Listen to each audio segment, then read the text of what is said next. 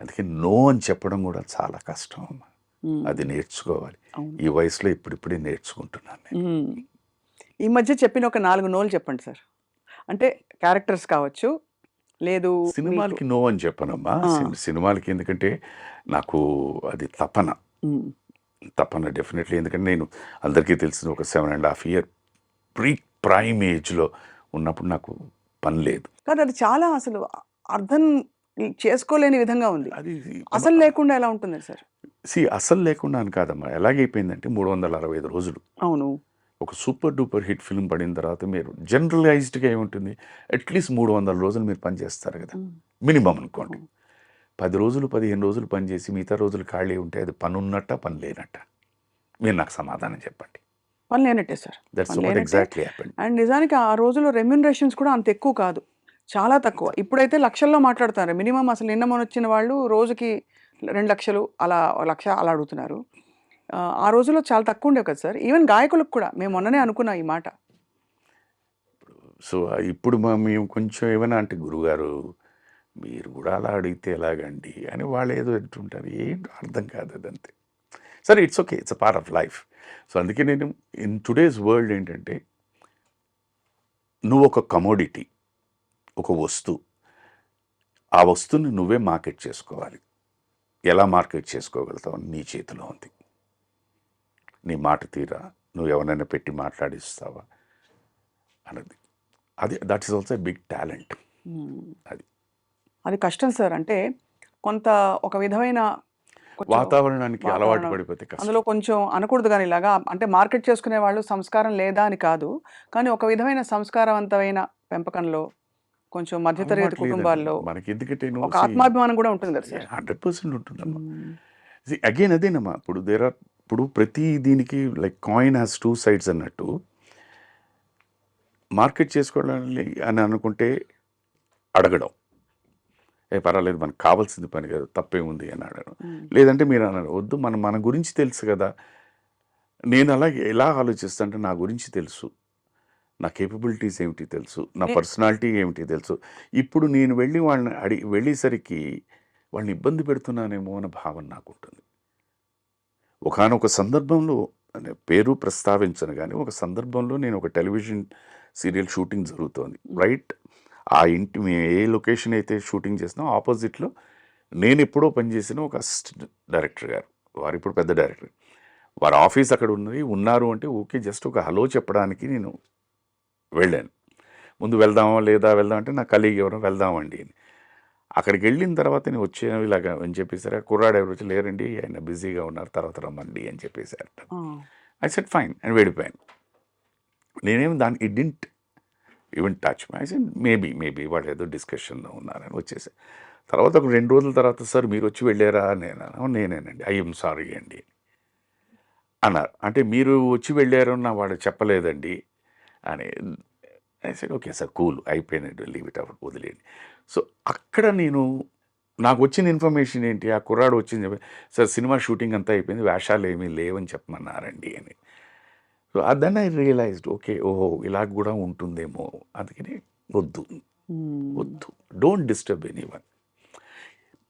Accidentally ఎదురుపడ్డాం అనుకోండి, ఎలా ఉన్నారండి, బాగున్నారా కట్. అది తప్పు అంటే తప్పు, అది రైట్ అంటే రైట్, వదిలేయడమే. అంతే. ఇవన్నీ చాలా చిన్న చిన్నవే విషయాలైనా కూడా కొంచెం ఇబ్బందే సార్. ఇబ్బంది అని కాదమ్మా, ఇప్పుడు అదే చెప్తున్నాను. అందుకనే నేను ఎలా తీసుకుంటాను, నేను తప్పు అని కూడాను అదే అర్థం చేసుకోవడం. వారికి ఏంటి, day in day out letters ఒక 6 నెలలండి, లేకపోతే సంవత్సరం అనండి, లేకపోతే 2 సంవత్సరాలండి, రోజు నాలాగే ఎవరో ఒకళ్ళు వస్తూనే ఉంటారు ఆర్టిస్ట్ వేషం కోసం. ఆయన చూసి ఆయనకి విసుకొచ్చి ఉంటుంది. కరెక్ట్గా భోంచేసే టైంకి ఇలా ఎవడో వచ్చాడంటే బహుశా ఇదేమో అని అనుకుని ఉంటారు, అనుకునే ప్రమాదం ఉంది. కరెక్టే అదే. సో నువ్వు అలాగా ఆలోచించావనుకోండి, అది తప్పుగా అనిపించదు. దాని నుంచి నేను నేర్చుకున్న పాఠం వద్దు. కానీ ఆశ్చర్యం ఏంటంటే సార్, మీరు శైలజ గారు కొంతకాలం అవకాశాలు రాలేదన్నారు కదా, ఆ టైంలో ఇంత పెద్ద లెజెండ్ దిగ్గజం బాలుగారు ఇండస్ట్రీలో ఉన్నారు. చాలామందికి వచ్చే ప్రశ్న ఇది, వారు ఒక 2 మాటలు చెప్పేస్తే అయిపోతుంది కదా ఒక నలుగురు చెప్తే అని. అది బహుశా వారి ప్రిన్సిపల్స్‌కి వారు ఎవరిని ఎప్పుడు చరణ్ గారినే ఆయన ఎప్పుడు కూడా ఎప్పుడు పాడిచ్చు అని చెప్పరేమో చెప్పరు. చెప్పరు. చెప్పరు. అలాంటిది సార్‌ని తెలిసిన వాళ్ళందరికీ తెలుసు. కానీ ఈ ప్రశ్న రాక మానదు. వస్తుంది. బట్ ఆయన కూడా ప్రాక్టికాలిటీ కోసం. ఇప్పుడు విచిత్రం ఏంటంటే అమ్మా, ప్రశ్న ఎప్పుడు వస్తూనే ఉంటుంది. మీరు ఇప్పుడు అడిగిన దీని గురించే శైలజ గారు చెప్పారు ఇంటర్వ్యూలో. అన్నయ్య ఎవరికి రికమెండ్ రికమెండ్ చేయరని. అని అవును. చెప్పారు అంటారు. ఆవిడ. అవునవును. నేను చెప్పాను, సార్ హిమ్సెల్ఫ్ హెస్ టోల్డ్, అవును. నేను ఎవరికి చెప్పనండి నా చెల్లెలు పాడుతుందని, ఎందుకంటే వాళ్ళకి తెలుసు పాడుతుందని. అవునవును. అవును.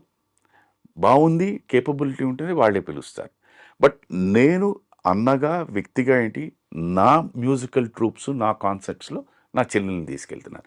ఇంతకన్నా ఇంకా ఎక్స్ప్లెనేషన్ ఏం కావాలి చెప్పండి. అది కరెక్టే సార్. అది కరెక్ట్. అంటే ఇది ఎందుకు సార్ అంటే ఏదో టాలెంట్ కోసం అని కాకుండా ఒక బేసిక్ ఒక కెరియర్, ఒక జీవిత సమస్య అయినప్పుడు దాన్ని మీరు ఎలా ఎదుర్కొని ఉంటారా? ఎన్ని ఆపర్చునిటీస్, ఎన్ని ఆప్షన్స్‌ని ఎక్స్‌ప్లోర్ చేసి ఉంటారా? 7.5 సంవత్సరాల పాటు అంటే చిన్న విషయం కాదు కదా సార్. ఎలా ఎదుర్కొన్నారు సార్ అప్పుడు మరి? దట్ ఈస్ నేను అగైన్ ఇక్కడ కూడా అమ్మా, నేను పాజిటివ్గా ఎలా తీసుకుంటానంటే, ఇప్పుడు both of us cinema industry, నేను ఆ టైంకి రికగ్నైజ్డ్ యాక్టర్, హ్మ్. తను కూడా రికగ్నైజ్డ్ సింగర్. ఇప్పుడు మా ఇద్దరు ప్రయాణం ఎలా తీసుకుందాం, ఆన్ వన్ సైడ్ తను బిజీ, నేను బిజీ, ఓకే, కలయిక or the spending of time చాలా తక్కువ ఉంటుంది. ఇవాళ మా ఇద్దరికీ ఉన్న ఈ అవగాహన ఆ రోజు ఉండకపోయిండేదేమో. ఆ పని లేకపోవడం వల్లే ఇంత అండర్స్టాండింగ్ వచ్చిందేమో. మనిషికి ఎప్పుడు మా ఎవ్రీథింగ్ స్మూత్గా ఉన్నప్పుడు ఏ ప్రాబ్లం ఉండదు. కష్టాలు వచ్చినప్పుడే నిజ స్వరూపాలు బయటకు వస్తూ ఉంటాయి. అది గనక నువ్వు బ్యాలెన్స్ చేయగలిగితే లైఫ్ ఇస్ స్మూత్. సో బహుశా మా ఇద్దరిని ఈ అండర్స్టాండింగ్ ఇలా ఉండడం కోసమే భగవంతుడు ఇది చేసాడేమో అని నేను అనుకుంటాను. ఇది ఇప్పుడు ఆఫ్టర్ థాట్ సార్. ఉమ్. అప్పటి అప్పుడు పరిస్థితుల్లో కూడా అంతేనండి. How did you swim through and మీ తర్వాత మీ ద్వారాలు ఎలా తెరుచుకున్నాయి See, మరి? నా బేసిక్గా అప్పుడు ఉన్నప్పుడు ఏవో చిన్న చిన్న వస్తువులు ఉంటాయి కొనుక్కున్నవి. సో ఫస్ట్ మన ఇంట్లో ఏం చేస్తాం, ముందు పెట్టేస్తాం. వన్ బై తీసేస్తాం. వన్ అది అమ్మేయడమో ఏదో చేస్తాం. That's how I went through. That's how we went through. తర్వాత ఏం చేయాలి అని సరే మళ్ళీ నేను I went to Taj Coromandel. మళ్ళీ ఉద్యోగం చేయడానికి అడిగాను, నవ్వారు. నా క్లాస్మేట్స్ వాళ్ళందరూ చిన్న చిన్న బిజినెస్లు చేస్తూ ఉంటారు, వాళ్ళ దగ్గర అడిగాను. అప్పటికి ఎన్ని సినిమాలు అయిపోయాయి మీవి? అంటే ఆ phase. నేను ఎన్ని సినిమాలు అయిపోయామని పక్కన పెట్టండి, I'm talking about a film called Shiva. దాని తర్వాత జరిగింది. It's ఎక్కడికి వెళ్ళినా కూడా people will talk about only Shiva. నా క్లాస్మేట్స్ వాళ్ళు ఉన్నారు, వాళ్ళు వచ్చిన నువ్వేం చేస్తావురా అని. డ్రైవింగ్ వచ్చు, పిఆర్ఓ చాఫర్ కమ్ పిఆర్ఓగా చేస్తాను, మీ బిజినెస్లు ఎవరో వస్తుంటారు కదా, తీసుకురావడం చూపించడం ఇవి ఏంటి నవ్వేశారు. అది it is not that they didn't want to give me, but వాళ్ళు they felt it a delicate thing అనమాట. అలాంటి తరుణంలో నిజంగా నాకే కాదు, నాలాంటి ఎంతోమందికి ఎన్నోసార్లు చెప్పింది భగవంతుడు టెలివిజన్ అన్నది ఒక వరప్రసాదం కింద పంపించాడు. కరెక్ట్. ఆ వరప్రసాదం ఏంటంటే నా జీవితమే కాదు, నాలాంటి ఎంతోమంది జీవితాల్ని రోడ్డును పడేయకుండా చాలా గుప్తంగా కాపాడేసింది. అందుకని టీవీకి ఎప్పుడూ నేను రుణపడి ఉంటాను.